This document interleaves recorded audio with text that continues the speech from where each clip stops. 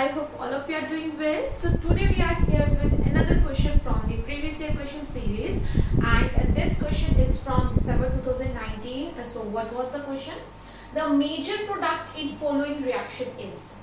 This was the reaction and you were asked about its major product.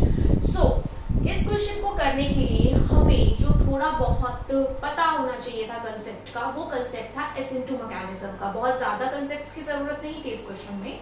अगर आपको पता है कि SN2 मैकेनिज्म कैसे वर्क करता है और साथ के साथ किस सबस्ट्रेट पे वो ज्यादा प्रेफर करता है अटैक करना या अपनी रिएक्शन को करवाना, देन आप इस क्वेश्चन को बहुत आसानी से कर सकते थे। Alright, so let's start. But as we start this question, हमें ये पता होना चाहिए कि हमारे पास जो सबस्ट्रेट दिया है उसमें किस टाइप का सेंटर प्रेजेंट है, यानी इलेक्ट्रोफिलिक या न्यूक्लियोफिलिक, और जो एरो हमें दिया है उसके ऊपर जो रिएजेंट्स प्रेजेंट है वो कैसे बिहेव करेंगे, एज इलेक्ट्रोफाइल बिहेव करेंगे या एज न्यूक्लियोफाइल बिहेव करेंगे। ओके, सो देखो यहाँ पे ये जो आपको स्ट्रक्चर दिया था, इसमें एक हमें दिख रहा है कार्बन आयोडीन का बॉन्ड, एज वेल एज हमें दिख रहा है कार्बन और OTS का बॉन्ड, ठीक है, बाकी NO2। तो अगर यहाँ पे मैं बात करूं तो मुझे, ठीक है, क्या लग रहा है कि ये जो कार्बन OTS का बॉन्ड है ये भी इजीली ब्रेक हो सकता है और कार्बन आयोडीन का बॉन्ड भी ब्रेक हो सकता है। क्यों ब्रेक हो सकता है? बिकॉज OTS और आयोडीन अगर नेगेटिव चार्ज लेके जाएंगे then they will behave as good living groups. OTS क्या होता है? आपके पास ये है टोसाइल ग्रुप, TS को शॉर्ट में कहते हैं टोसाइल। टोसाइल ऑक्सीजन के साथ लगा हुआ है। तो टोसाइल क्या होता है कि सल्फर पे डबल बॉन्ड ऑक्सीजन दोनों तरफ, देन आपके पास एक फिनाइल रिंग और इसकी पैरा पोजीशन पे मिथाइल। तो इस पार्ट को कहा जाता है टोसाइल, जिसे शॉर्ट में इन्होंने लिखा OTS। तो अगर ये ग्रुप यहाँ से टूटे और नेगेटिव चार्ज ऑक्सीजन पे आए तो वो नेगेटिव सल्फर के डबल बॉन्ड जो ऑक्सीजन के साथ है उस पे इजीली डिलोकलाइज हो सकता है, यानी नेगेटिव चार्ज अगर इजीली स्टेबलाइज हो सकता है आफ्टर लीविंग, तो ये कहलाएगा एज गुड लिविंग ग्रुप। तो वही बात आयोडीन की है हमारे पास।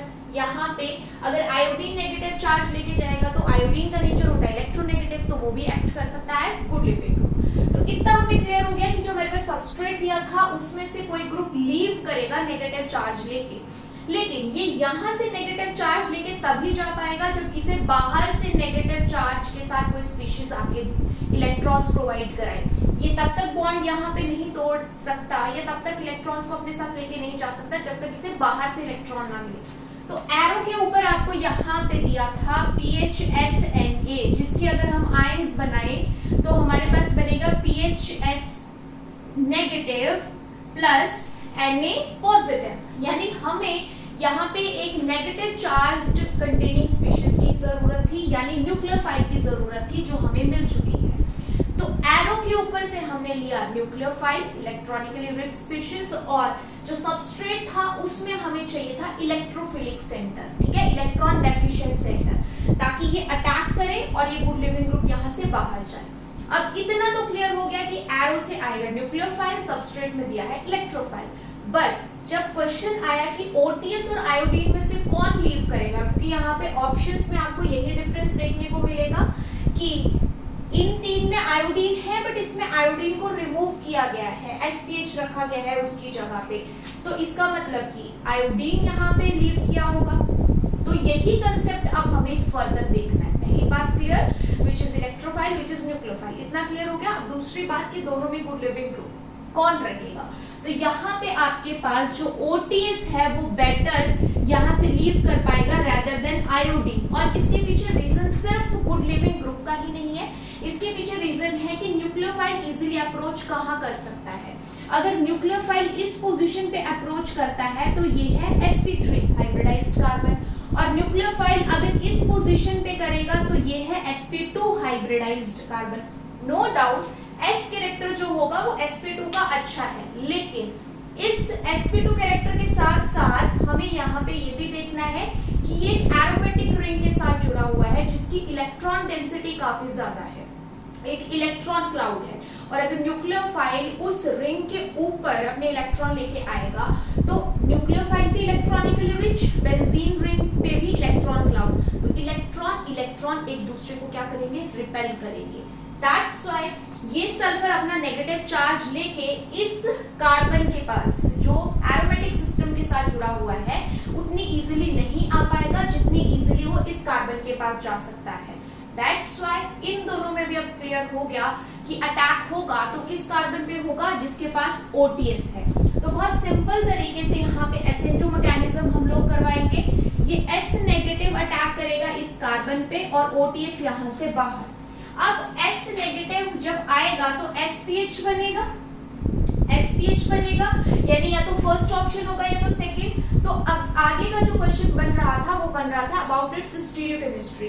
तो हमें SN2 मैकेनिज्म के कंसेप्ट को रिमाइंड करना है कि इसमें हमेशा हमें मिलती है इन्वर्जन इन स्टीरियोकेमिस्ट्री, इन्वर्जन इन स्टीरियोकेमिस्ट्री, यानी लीव करने वाले ग्रुप की जो स्टीरियो होती है, आने वाले न्यूक्लियोफाइल की स्टीरियो हमेशा उसके अपोजिट होती है। That's why अगर OTS above the plane से जा रहा है तो nucleophile will attack from the below the plane। ये बात थी सिर्फ इतनी सी।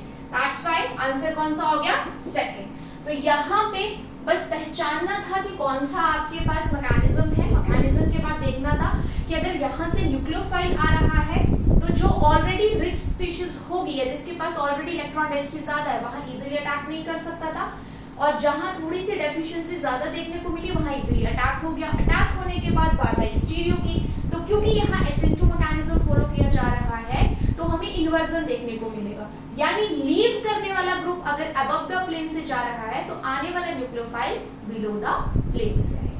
That's it. I hope this will help you.